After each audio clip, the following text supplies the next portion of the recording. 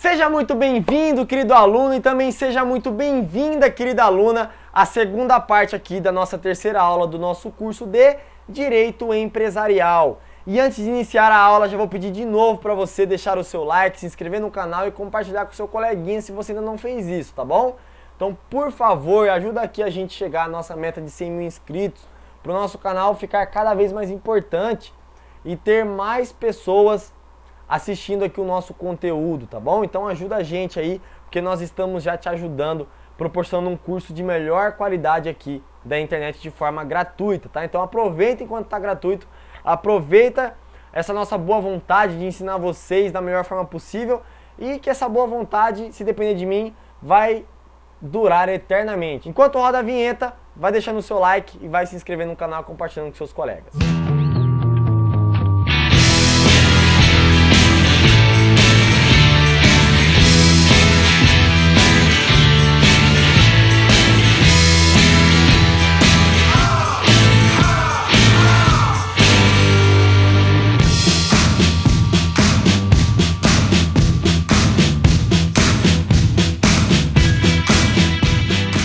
Voltamos aqui então, nós trataremos aí, conforme eu havia dito na aula anterior, da teoria da empresa no Brasil, tá? Então agora nós iremos finalmente fechar esse ciclo de conhecimento e entender o porquê que o nosso direito empresarial, ele é o que ele é, tá bom? Bom, para começar aqui a nossa aula, vamos só recapitular aí algumas partes importantes da aula anterior, que é o seguinte: lá na Itália, nós temos aí em 1942 a edição do Código Civil, né? Que trouxe a teoria da empresa e também serviu de base para que a doutrina conceituasse o que seria empresa. E aí nós tivemos o renomado jurista Alberto Aschini, que trouxe ali o conceito poliédrico, né? Com mais de um perfil subjetivo, objetivo, funcional e corporativo, tá? O corporativo a gente não aplica mais atualmente, mas nós ficamos aí com 3 perfis de suma importância. Bom, agora a gente volta aqui para o Brasil, da onde a gente tinha parado, que era no quê? Na Lei 556 de 1850, né? Que era o nosso Código Comercial. Então, desde 1850, vigorava aqui no nosso Brasil, e ainda vigora essa lei 556, que trata do quê? Do Código Comercial. E o que é importante a gente frisar aqui é que esse Código Comercial, como nós já vimos, que traz a teoria dos atos do comércio, foi um grande fracasso, tanto no exterior como no Brasil. Por quê?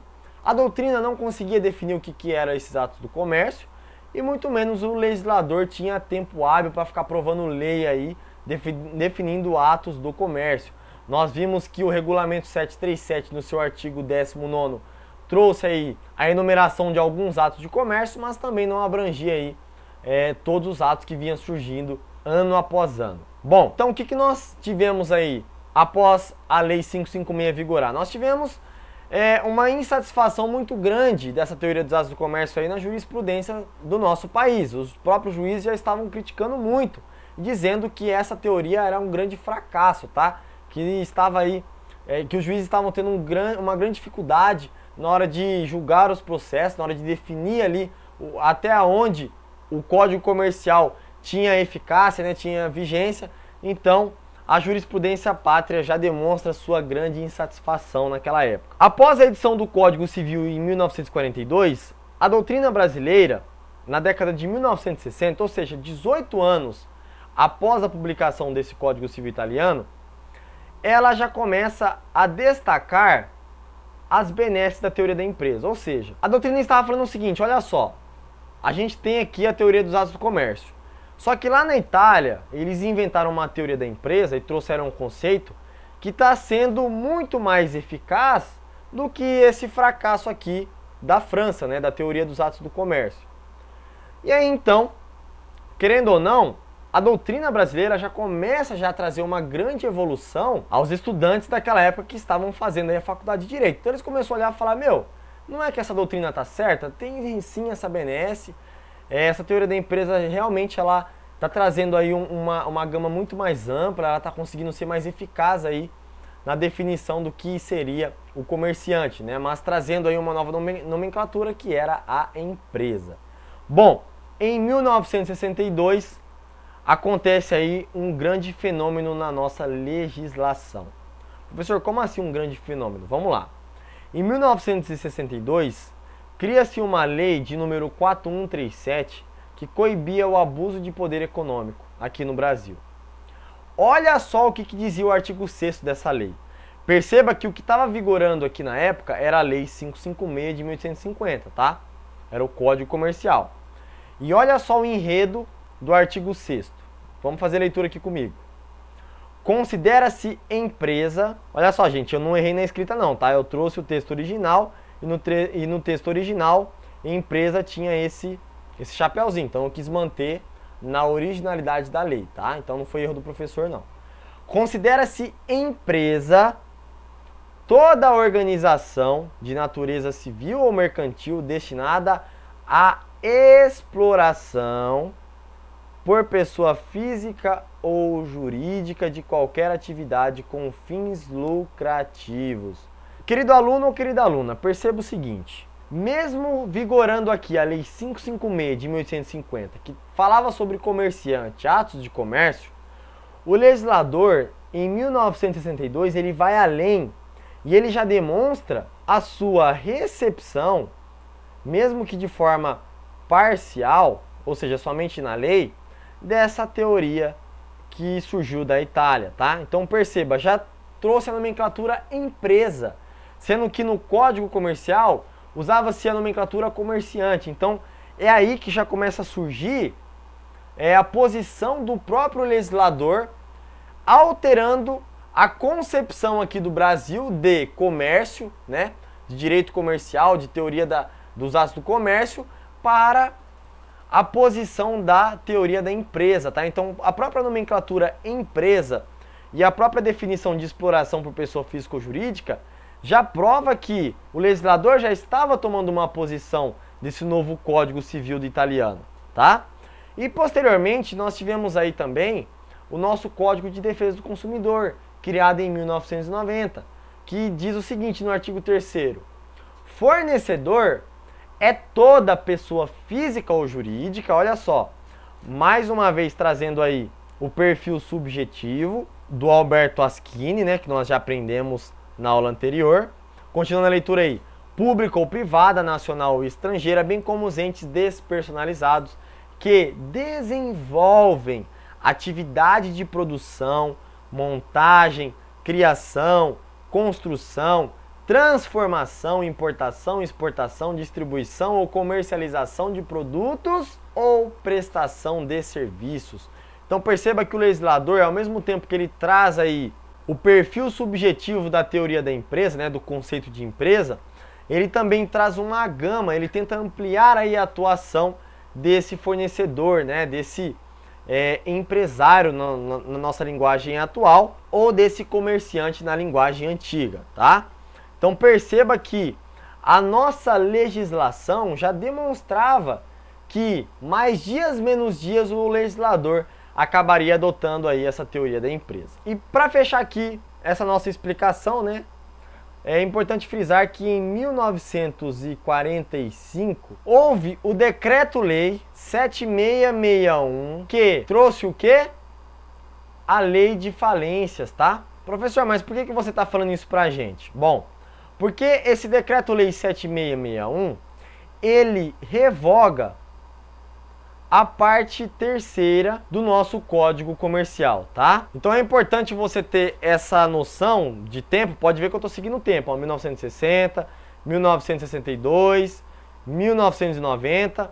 Então antes disso já houve um decreto-lei que revogou a parte terceira do nosso Código Comercial. Então o Código Comercial havia até 1990, aliás, até 2002, né, que a gente vai ver agora no próximo slide, a parte primeira e a parte segunda. Após 2002, nós iremos ver agora no próximo slide, tá? Então vem aqui comigo. Então agora nós trabalharemos com o advento do nosso Código Civil de 2002. Então até 2002, nós tínhamos aí no nosso Código Comercial a parte primeira e a parte segunda. Agora com o advento do Código Civil de 2002, nós vamos aprender aqui fazendo a leitura. Seguindo à risca a inspiração do Código Civil Italiano de 1942, o atual Código Civil brasileiro derrogou, olha só, derrogou, tá? Professor, como assim derrogou? Revogou em parte, tá? Não revogou inteiramente o Código Comercial, apenas derrogou, tá?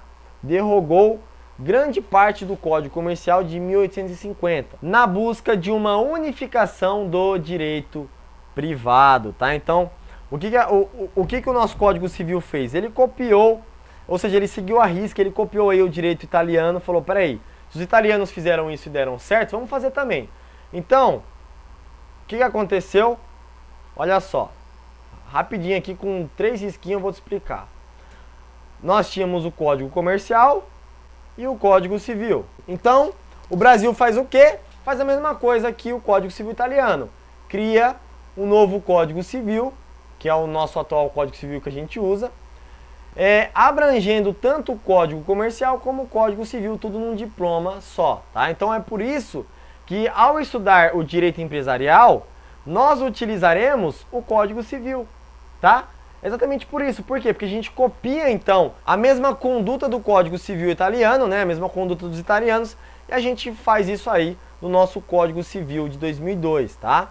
Então perceba que a gente une o direito comercial com o Código Civil e abrange aí a teoria da empresa da mesma forma que o Código Civil italiano, tá? Então é por isso que nós chamamos de direito empresarial.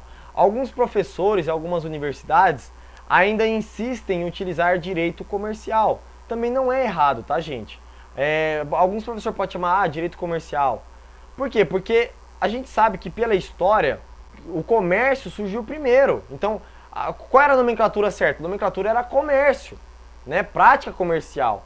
Então, o direito empresarial, ele é uma palavra abstrata, tá? Que surge depois, que a Itália traz essa nomenclatura e aí pegou até hoje entre os costumes de falar empresa, né? Empresa, mas a gente ainda acaba no dia a dia visualizando pessoas que ainda utilizam a nomenclatura direito comercial. Mas enfim, tivemos aí então o nosso Código Civil de 2002, que derroga parte do Código Comercial. Então vem aqui comigo para a gente entender isso aqui melhor. Vamos lá.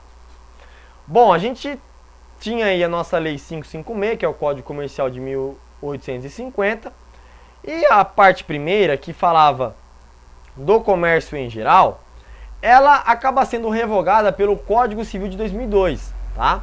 Apenas a parte primeira, tá? Então, o Código Civil de 2002, que é a Lei 10.406, entra em vigência e fala o seguinte: a parte primeira do Código Comercial será revogada, tá? E onde está essa previsão, professor? Lá no artigo 2045, tá? Então já abre aí o seu Código Civil, já faz a leitura para você ver. Tá falando lá, revoga-se a parte primeira do Código Comercial. Então, perceba que não houve uma revogação porque não foi completa, foi apenas em parte. Então, quando é em parte, a gente chama de derrogação, tá? A parte segunda atualmente está em vigência, tá? Então, se você abrir ali o seu vade-mecum, você vai perceber que ainda está em vigência o Código Comercial, essa parte segunda, tá? Porque a parte primeira foi revogada pelo Código Civil e a parte terceira, que tratava das quebras dos comércios, foi revogada pelo Decreto-Lei 7661, que nós já vimos já no slide anterior, né? Foi em 1945. E esse Decreto-Lei 7661, ele foi revogado em pouco tempo pela Lei 11.101 de 2005. Então perceba, temos aí a Lei de Falências e Recuperação, que revoga esse Decreto-Lei porque traz mais novidades aí acerca dessa recuperação empresarial, tá? Então perceba o seguinte, o direito brasileiro percebe que a teoria dos atos do comércio é um fracasso, a jurisprudência também admite o fracasso, e em 2002 o nosso Código Civil copia o mesmo modelo do Código Civil italiano, então a gente descarta a teoria dos atos do comércio francês, né, do Código Napoleônico, e aí a gente derroga o Código Comercial, né, revogando aí a primeira parte, e atualmente só se aplica a parte segunda do nosso Código Comercial, sendo que a parte primeira, que trata aí da questão do comércio, dos atos comerciais, foi agora modificada para empresa e tratado como empresa através da teoria e dos conceitos, tá bom? Então a gente finaliza aqui, finalmente entendendo por que o direito empresarial está no Código Civil, por que nós temos aí algumas leis esparsas tratando do Código Empresarial, por que as disciplinas elas estão no mesmo diploma legal, mas são estudadas de forma separada. Você percebe na faculdade que tem um professor de empresarial e um de direito civil, né? Então às vezes dá complicação, mas peraí, tá no mesmo Código Civil, por que tem que ter dois professores diferentes? Por que tem que ter doutrina diferente? Porque cada uma tem os seus próprios institutos, princípios e regras, tá bom? Então agora a gente vai continuar na próxima aula, tratar de umas características que é importante, tá? A próxima parte. E aí a gente finaliza essa aula 3, a gente já vai começar a mergulhar nos princípios, certo? Então te vejo agora na terceira parte pra gente ver umas características importantes e terminar aí o alicerce do seu conhecimento, tá? Te vejo então agora na terceira parte, aquele abraço e até mais.